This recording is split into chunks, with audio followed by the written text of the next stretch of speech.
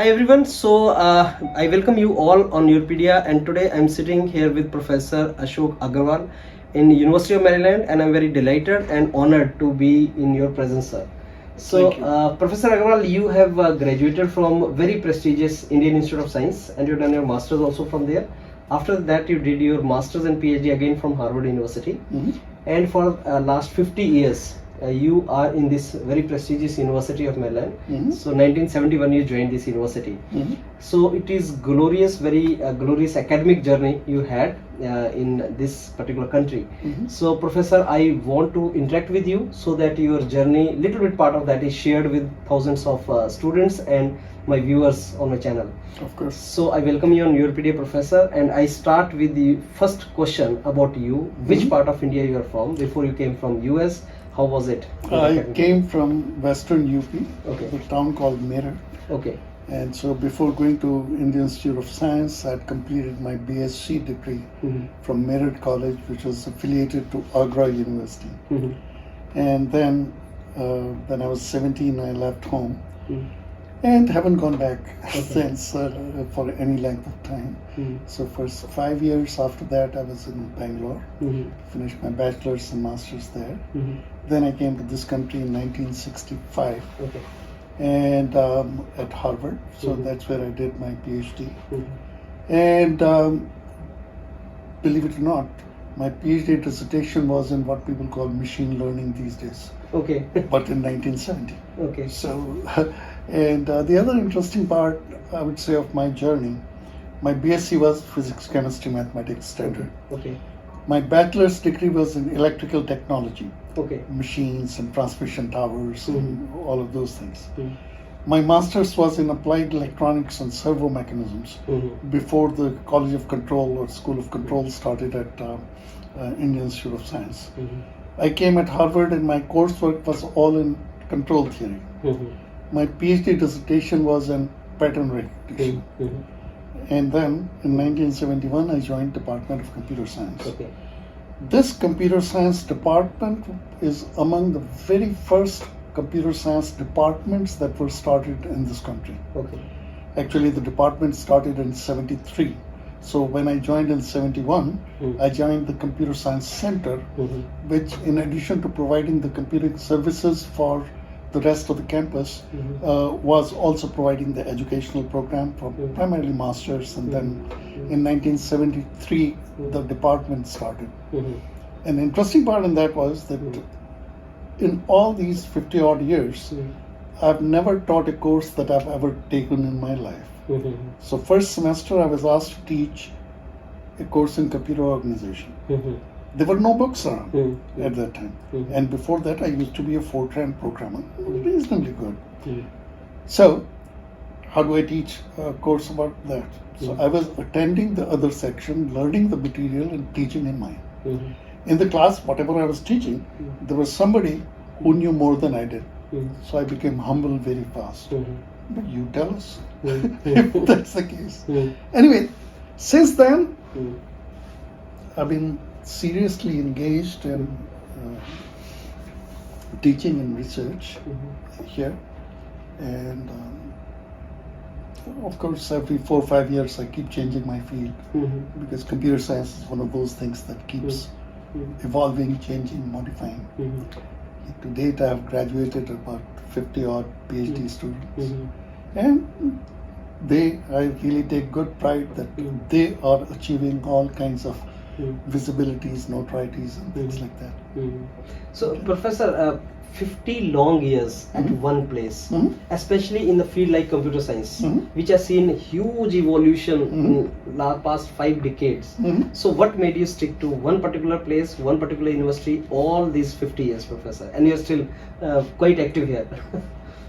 Actually, I'll be 80 tomorrow. Yeah, it does not look like actually. No, see, a fundamental belief that I've held is that the best place for one to work is where you can create the environment to your liking. And that's what I've successfully done around here. And so I saw no reason to go anywhere else. Yeah, that's true. That's true. Okay. I was not just trying to jump from one university to the other to the other. I would rather keep evolving this place. And you'll find my thumbprints not just in the department but also at the campus level on various things that I've been involved in. Yeah. Professor, I have thousands of students in India, and this my next question is on behalf of those students only. There are different branch of knowledge and engineering, like students are graduating from civil engineering, mechanical engineering, and so many branches. Now there is a situation which has come is like a lot of opportunities are coming in that domain in which you are teaching. Like computer science is providing a lot of job opportunities to students, and many students look forward to pursue some kind of specialized domain in computer science, even if they are from different domains of learning. So what is your suggestion to such students, how they can think of getting into those kind of learning modules or learning domains, even if they are from computers, mechanical engineering side or something like that?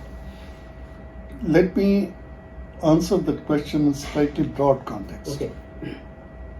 When you take a look at knowledge, there are certain fundamentals on which we build that knowledge. And one of the fundamentals on that is mathematics. I can tell you that every single semester that I took any courses, at least one course was in mathematics. And some of the courses that I took, which I thought I'll never use, 25 years later I ended up using. Now, what is happening right now is that over the years, computer science has become one of those kinds of basic knowledge. By that knowledge, I don't mean necessarily worrying about how to design a chip or any other such thing, but taking a bigger view of what computer science is, which is in some sense a way to solve problems. Now, if you take a look at a mathematical formulation, it is showing that this is related to this by this equation, and that remains true at all times. When you prove a theorem, you say, okay, this relationship I can prove by going these kinds of steps. But ultimately, you are only proving that. So mathematics and its use is one kind of thing. How is computer science different? Here we talk about algorithms, where we say that if you solve this, then this, then this, then this, then this, then the result will be that. So this requires a different style of thinking in that. This, once you have a basic grasp of these two aspects, what your background and what your learning was is of little consequence. Okay? Whether you're coming from any of the engineering disciplines, or you're coming from social sciences, or you're coming from medicine, this kind of thinking and learning you can apply in any of them. So when you talk about the kinds of big name things that are coming these days, like artificial intelligence, machine learning, data sciences, these are just different labels that we are talking about in terms of providing certain of these capabilities and making you familiar with what's going on in coming up with the same kind of algorithmic structures. Wonderful. So, to the students who want to get into AI or data sciences, if you are getting into it simply because you think there are far too many jobs, that in my opinion is not the best motivation. Sure, it's a motivation. But you have to have the passion to learn about it. But passion you have to learn in terms of what? Your inquisitiveness in being able to solve problems in a particular domain. So what is more important is the kinds of problems that you want to solve. Okay? And for that, whatever knowledge you need, you can do that. So wonderful explanation, Professor. So these are technologies which must be used to solve some real world problem related to their own field of knowledge. Whatever the field of knowledge be. And the other part that I cannot emphasize enough to any of the students who may be looking at it. The time has come where our learning never stops. We have to have a passion for lifelong learning. So at a college, all you learn is how to learn. And then you apply that for the rest of your knowledge. Those times are gone that you did your bachelor's degree in electrical engineering and for the rest of the life you just worked on that at some electricity board or some such thing. Those times are gone. Now the technology is evolving at a fast pace, and there are so many things to learn in the world. Yes. So if we can sustain that passion for learning, I have no doubt that we all can be very successful in any endeavor that we undertake. Wonderful. Professor, last two questions. Yeah. And this one is my favorite questions for you. Mhm. And that is, tomorrow you are going to be 80, as you said. Mhm. Professor, at the age of 80, leading such a active and dynamic career, academic career, Mhm. Many people think of getting retired at the age of 60. Mhm. You are still working. So what is My students have retired. Yeah. so what is the motivation and what is the vision you have kept for yourself? Well, there are two aspects. One is, of course, God's grace to have enough health and all of that. But second aspect is I've always been extremely inquisitive Okay. to try to learn about new things and new kinds of things. And today I'm not going to tell you all kinds of things that I'm involved in today. Yeah. But that's a separate topic. So that keeps me going. And the second aspect is that now my primary passion is to work with younger people Okay. and ignite the passion in them Wonderful. for the research and for the other thing. And so I have this group of interns, unpaid, Okay. but they work their tail off. Okay. There are other kinds of people who are working with me. Mm-hmm. So that's what keeps me sustained. Yeah. So my next question was related to this only, Professor. The age at which you are, the kind of knowledge which you have right now, giving back to the community, giving back to the students' community in the form of your learning, that is a wonderful idea. Many students would like to know that by what way they can get benefited from you through internship, whatever you said, and how they can learn from a person like you. They can get their learnings from people like you. See, let's take a look at what it takes to learn. Yeah. One thing that you require to learn is the passion to learn. Yes.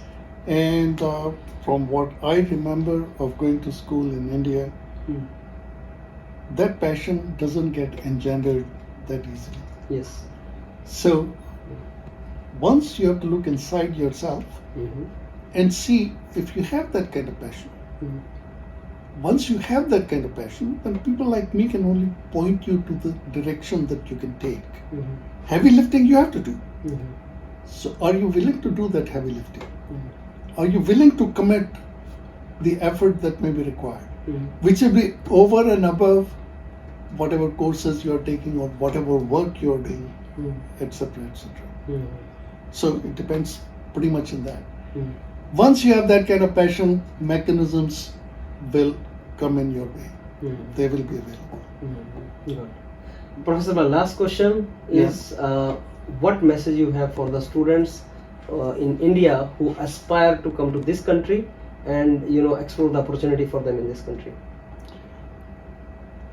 For many in India, this country becomes a dream because their knowledge about this country is highly single-sided. You can be a successful person no matter where you are.